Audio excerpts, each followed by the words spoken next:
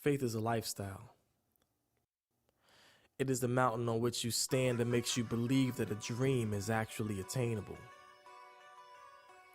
It is the concrete evidence that makes the logically impossible seem completely tangible. It seemed hopeless, but faith. I can't prove it, but faith. I can't explain it, but my faith has given me peace.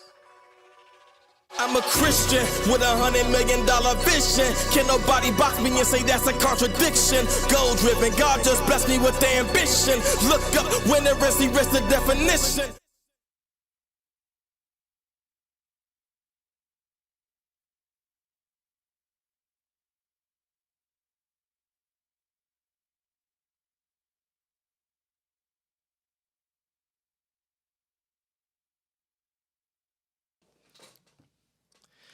Man, it's another Tuesday. I am here. I am happy to be here. This is going to be good. I got something that the Lord just said. This is what I want you to share on the Elevation Podcast this week.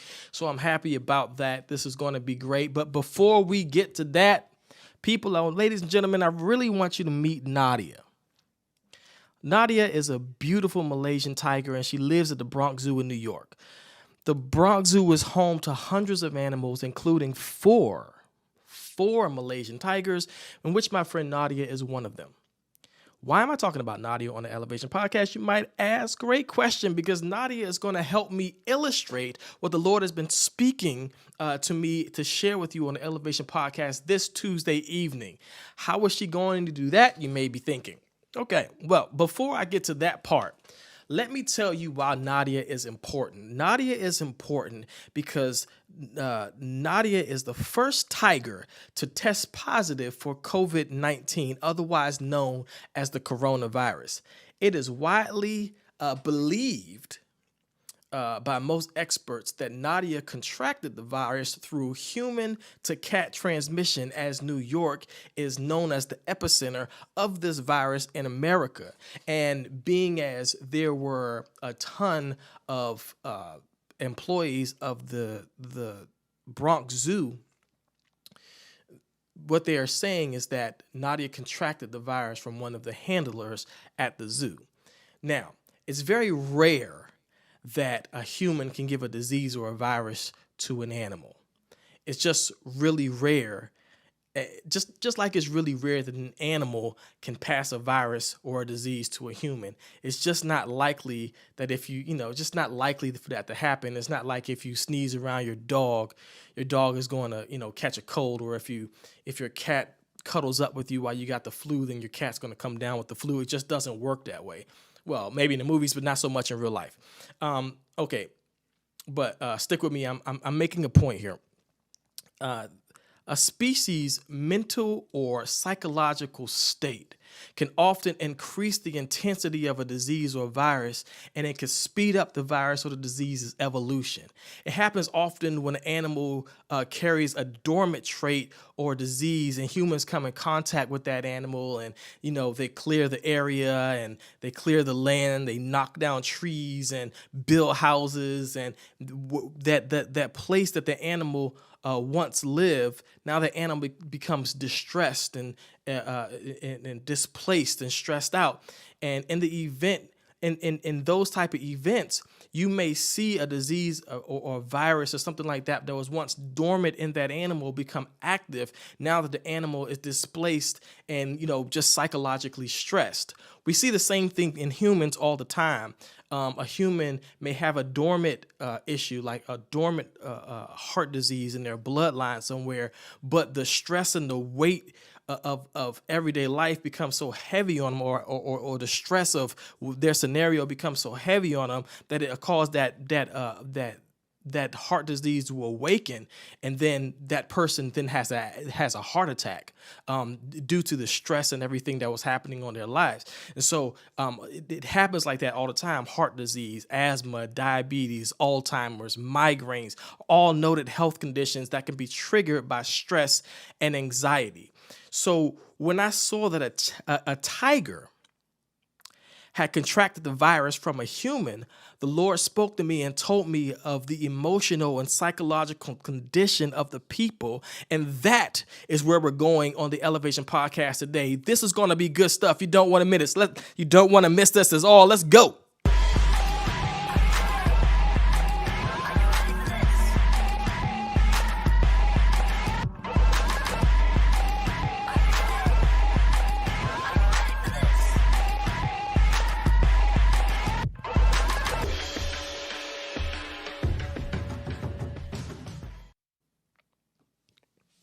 Ladies and gentlemen, welcome to the Elevation Podcast. My name is Shawn Riff-Raff, and I am here.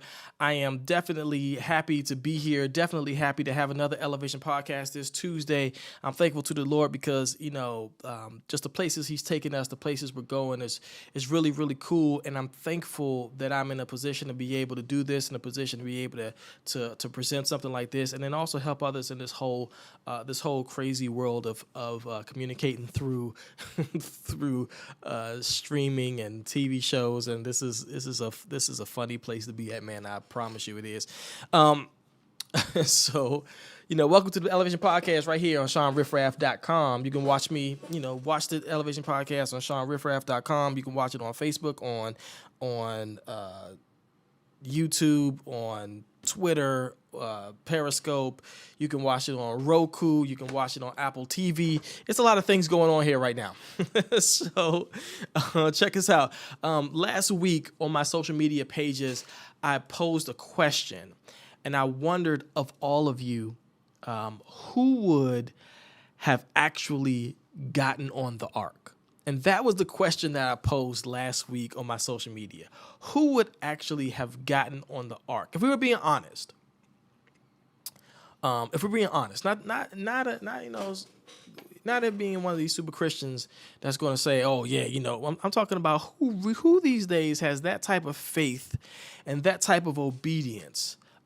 Because by every measure in today's society, you would have to conclude that Noah was in fact insane.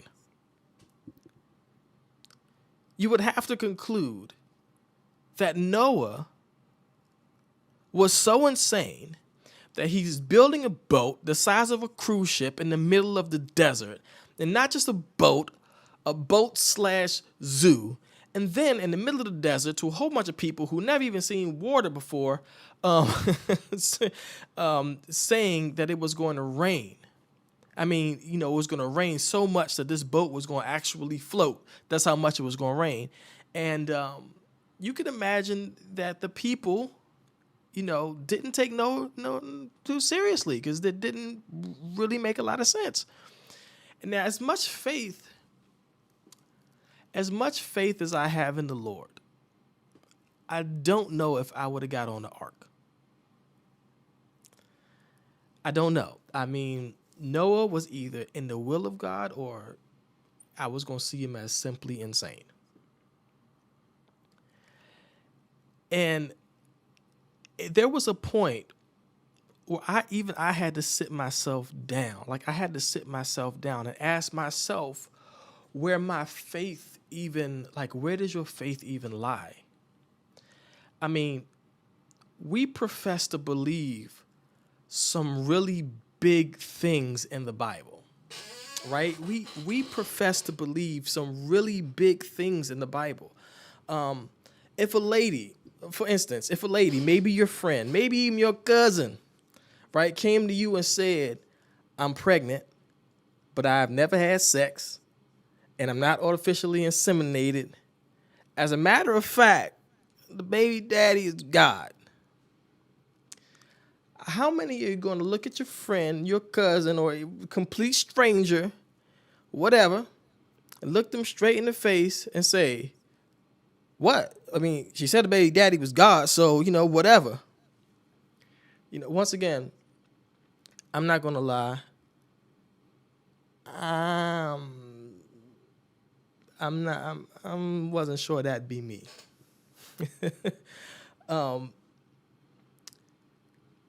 In the Bible, in Daniel, Nebuchadnezzar made an order. He amended the law and said that everyone had to bow down and worship a statue that was built. The penalty The penalty of not following that order was death. It was a death sentence, and not just death by, not just death, but a simple painless death, or you get the needle or the electric chair or something like that. Not that sort of painless death, but death by being thrown into a pit of fire until you're barbecued dead. How many of us would have said, how many of us would have chosen, I choose death faith? Like, I choose death. I got the I choose death faith. So this thought began to interest me, because it made me wonder about myself and how I correlate this to the rest of the world. And if I'm being honest with myself and not being a super Christian, and of course anyone who knows me knows that I don't have the super Christian just nowhere in my blood, but I'm sure there was a part of me that would have just followed what King Nebi says, so I don't get the death penalty. Like, I don't believe in this, but I don't want to die neither, so let's just get this over with. And like that. A lot of times I think about it, I'm like, that's probably what my response would have been. So as I sat back and considered my own failings in faith, the Lord began to tug at me and challenge me. And the Lord began to ask me, am I not the creator of the sun, the stars, the moon, the skies? Am I not that? Then I said, well, yes, Lord, you are. And am I not the creator of every proton, molecule, atom? And I'm like, yeah, you are. Then he challenged me again. Am I not the giver of life? Can I not raise the dead? Can I not heal sickness and the disease? And I'm like, well, yes, Lord. I mean, you can. You are all of that. Can I not authorize the plague and then rescind the plague? And I'm like, well, yes, Lord, you can. But then he showed me how in Exodus 6-14, how all of the plagues that he sent to the Egyptians were not to harm the Israelites, but they were there to free the Israelites, even though they most certainly made everybody uncomfortable. And if you've never read the story of Moses freeing the Israelites from slavery, I would suggest you read Exodus 6 to about 15. The Lord sent the plagues, but he didn't send the plagues to harm them. He sent the plagues to free them, not to make them feel good, but he sent them to free them. So the first thing that the Lord had to show me is how my own unbelief reminded me that either I believe, honor, and respect the fact that he's God, or I don't. The Lord had to convict me and tell me that how are you going to believe the God of all of the stories, but you can't believe the God of reality? The God who is covering you right now. How can you believe all of these things that you're reading in the scriptures, but you can't believe the God of your right now? And, and that brought me to a place. That really brought me to a place, because then he brought me back to Nadia the tiger. Then he said to me, your stress level as humanity is higher than it's been in 100 years, to the point where you are human. And this has to be a collective stress level. It can't just be one-to-one. A collective stress level of all humanity can transfer a virus from humanity to another species. As I begin to consider, as I begin to look at what the Lord was trying to show me and consider what he was trying to say, he brought me smack dab to 1 Peter 5 and 6. 1 Peter 5 verses 6 and 7.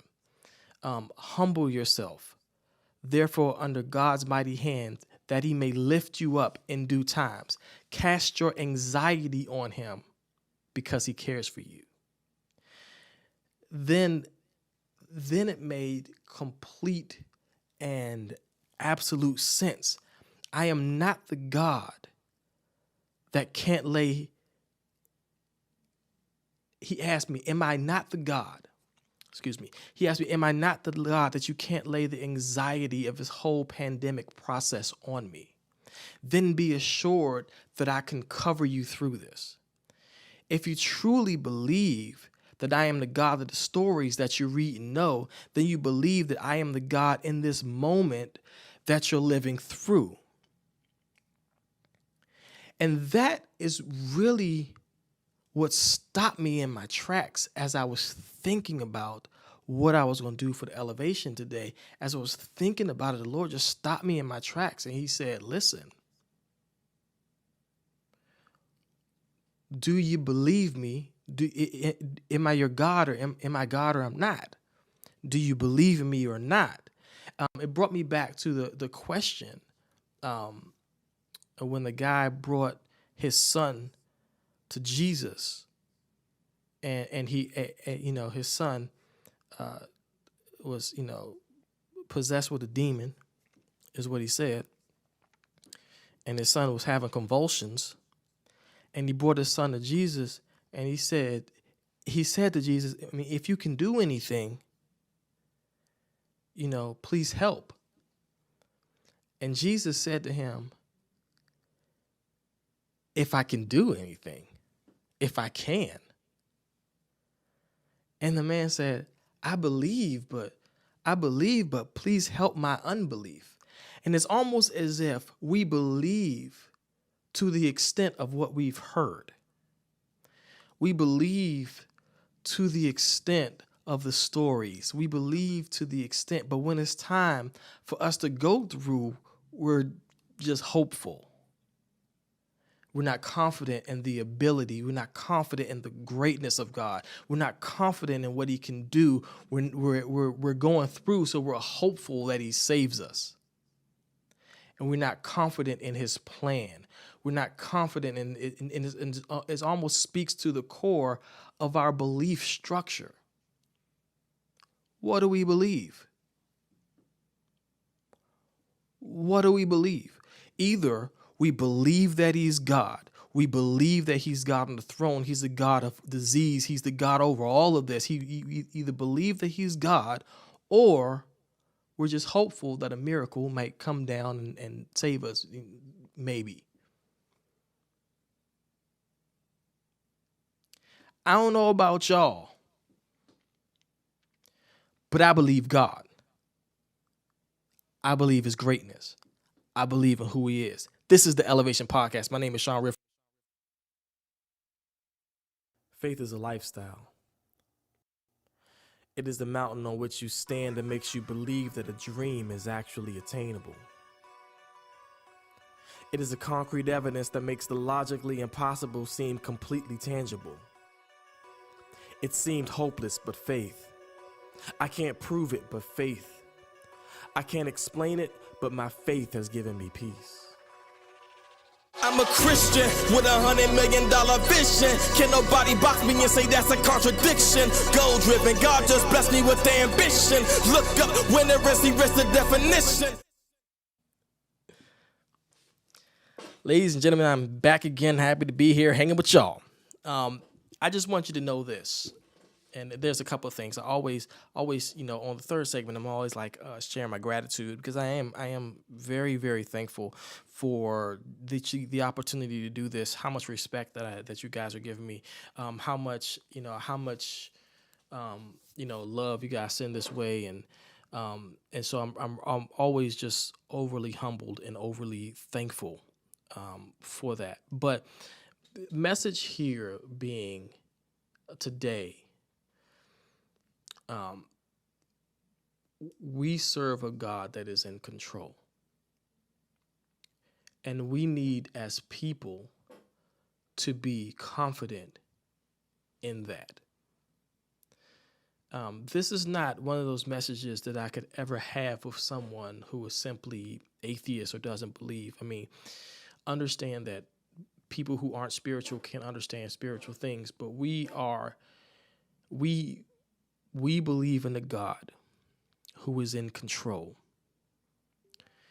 And there are, we cannot stress out. We cannot carry the weight of what we do not control. We can be obedient. We can follow the laws of the land, or be obedient to the voice of God. Whatever he says, do, follow that. And understand and know that he is taking us through here not to destroy us, but to free us from whatever is holding us. And there was a lot of things, believe it or not, there were a lot of things holding us. There were a lot of things holding us.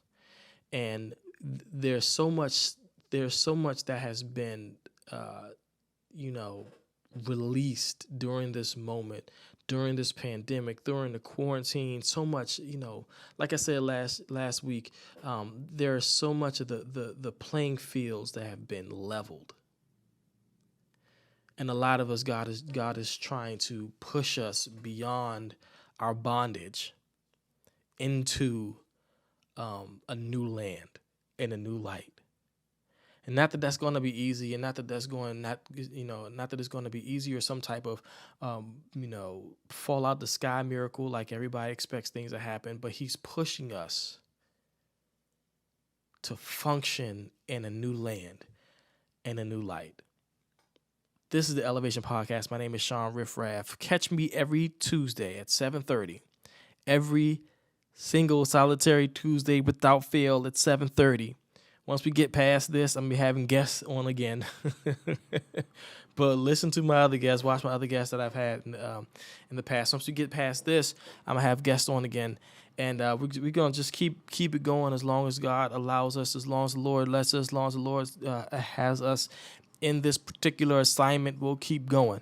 www.ShawnRiffRaff.com. Of course, catch us on Facebook. Find the Shawn Riff-Raff page, the Shawn Riff-Raff Studios page on Facebook. Also, look on YouTube. Look for Shawn Riff-Raff or Shawn Riff-Raff Studios. Look on Twitter, on Shawn Riff-Raff on Twitter. Look on Roku, Shawn Riff-Raff Studios on Roku. Just keep looking around. I'm there. All right. Elevation Podcast is there. Thank y'all for hanging out.